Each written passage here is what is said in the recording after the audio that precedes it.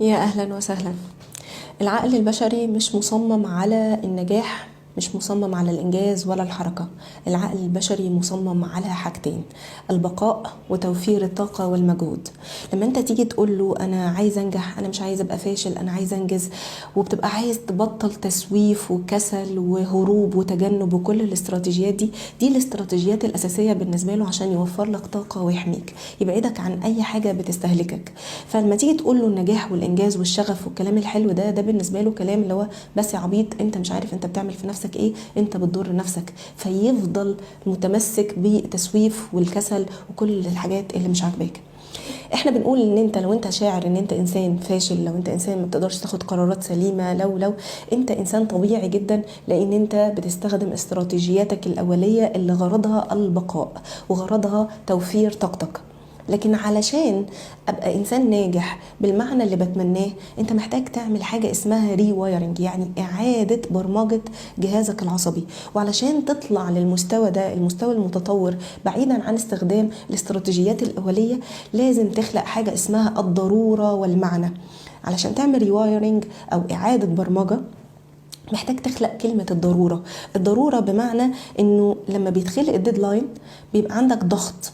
الضغط ده بيخلق هذه الضرورة. الضغط ده علشان تحس انك انسان ليك لازمة وليك معنى، وبتقدر تحقق وبتقدر تنجز، انك تشتري حاجة نفسك فيها وهتموت عليها، تدخل الولاد مدارس معينة وهتحس ساعتها ان انت شخص قادر تعمل ده. فخلق حالة الضرورة بيخلق الضغط اللي بيخليك تحس ان انت في خطر لو ما عملتش ده. فكأنك بتكلم جهازك العصبي باللغة اللي هو بيفهمها.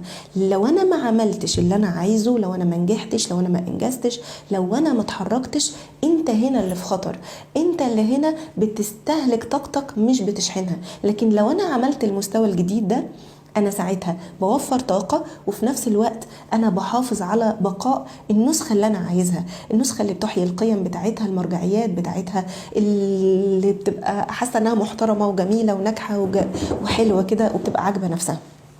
فعشان اعمل ريوايرنج ده محتاج ورقه وقلم، تكتب كل المميزات اللي انت عايز تعمل فيها هذه التجربه. ليه عايز تقوم تعمل اللي انت عايز تعمله ده؟ عشان مهم. عشان ايه؟ عشان القيم الفلانيه، عشان الاحساس الفلاني، لما عملت ده كنت حاسس بكذا. وفكروا بحاجات عملها قبل كده في الماضي، عشان كده قد كده انت كنت سعيد وفرحان وحاسس بقيمتك وحاسس انك بتحيي قيمك. فكروا بالمرجعيات الدينيه، الاجتماعيه، الانسانيه، ايا كان. زي انه لو يوم القيامه جه عليك وفي فسيله في ايديك، قوم ازرعها، اذا هناك ما يستحق. اخلق الضروره واخلق المعنى واخلق القيم في المستوى الجديد. ما تعاتبش نفسك وما تلومش نفسك على استراتيجياتك الاوليه. انت مش فاشل، انت مش شخص كسلان. لكن لو انت فضلت عاجبك هذا الحال فهنا هيبقى كسل وفشل.